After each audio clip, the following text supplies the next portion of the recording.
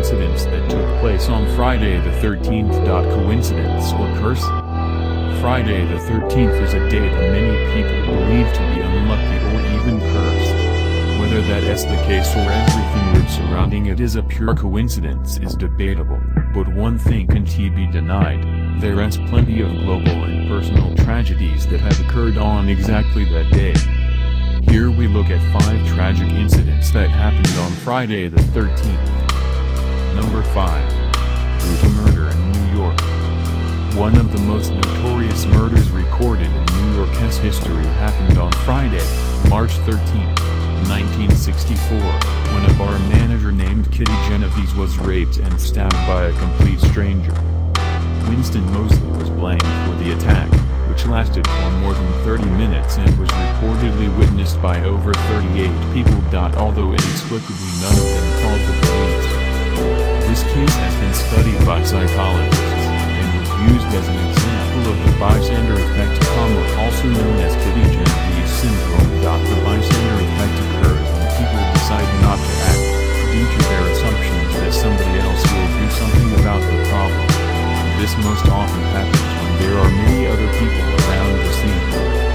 Further investigation will reveal that the number of witnesses thought to have observed the attack was grossly exaggerated, along with other false information about the case.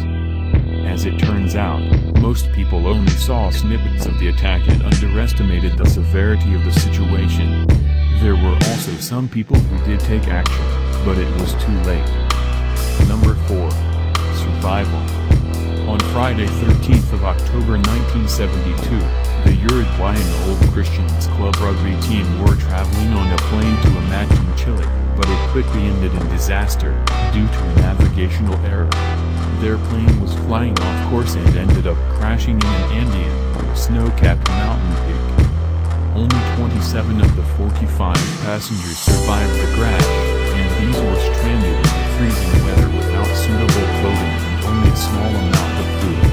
The situation got so desperate that they had no alternative but to eat parts from the bodies of their dead friends. An avalanche killed a further 8 of the team, and slowly the rest of them were succumbing to illness. Incredibly, 2 of the survivors attempted to hike out of the terrain, searching for help, and somehow made it through. And by the end of December, rescue teams were sent in, and after spending 72 days in the freezing wilderness, 16 survivors were successfully rescued. Number 3. Tupac Shakur. Tupac, the American rapper and actor, is one of the best-selling music artists of all time, but his life was cut short at the age of just 25 when he was shot in a drive-by shooting. On the night of September 7, 1996, Shakur was traveling with his entourage to Club 662 after attending the Bruce Seldon vs. Mike Tyson boxing match at the MGM Grand in Las Vegas. Shakur was traveling in Death Row Records owner's huge Night S black BMW sedan. After stopping at a red light at the intersection of Flamingo Road and Covell Lane, Shakur, who was standing up through the sunroof of the car, exchanged words with 2 women in the car to their left side. On their right side, a white, late-model Cadillac pulled up, rolled down the window, and rapidly fired gunshots at Shakur. He was hit 4 times, twice in the chest, once in the arm, and once in the thigh. One of the bullets went into Shakur's right lung. Shakur was taken to the University Medical Center of Southern Nevada, and although he was seriously injured, he was expected to recover. At the hospital, Shakur was sedated and put on life support machines. Then unexpectedly he took a turn for the worse, and on the afternoon of Friday, September 13, 1996, he was pronounced dead. Number 2. Catalina Fair. On Friday 13th of June 1952, at the height of the Cold War, an unarmed Swedish Air Force TP-79 military plane was shot down over international waters in the Baltic Sea. The Swedish government stated that the aircraft was on a training flight and the 8 people on board had been unnecessarily killed. 3 days after the initial incident, 2 consolidated TB-Y-5 Catalina flying boats, known in Swedish service as TP-47s, were searching for the wreck when one of them was also shot down by the Soviets. On this occasion, the crew of 5 ditched and were rescued. The Soviet Union declared that it was in no way involved in the shooting. However, this was later proven to be false after a life raft with embedded shrapnel was discovered near the wreckage site. However, it wasn't until 40 years later that both sides admitted they were telling the truth. It turned out that the Swedish TP-79 was in fact a spy plane. After the admission, the Soviet Union also came clean and admitted to shooting the plane down.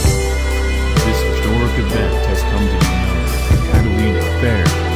On June 10, 2003, the remains of the downed TP-79 were located by using sonar, and in 2004, after 52 years, the remains of the plane that had lain beneath the water since Friday 13, 1952 were finally brought to the surface. Number 1. Last jump.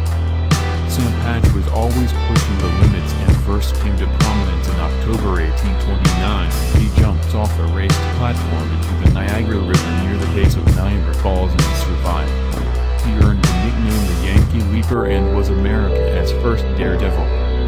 In his early life, Sam worked at a mill and would get a huge rush from jumping off the mill dams. He became so renowned for this stunt that people were willing to pay to watch him perform it. As a daredevil, he took many risks, but perhaps his biggest was jumping from the 94-foot-high falls into New York's Genesee River. He first performed this stunt on November 6, 1849 in front of a huge crowd and successfully completed the jump.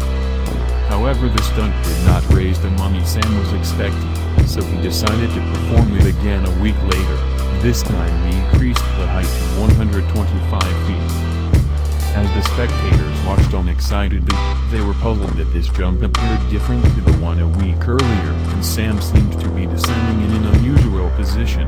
A loud impact was heard as Sam hit the water and he never resurfaced. His frozen body was found several months later. Was Sam's mistake making his fateful jump on Friday 13th?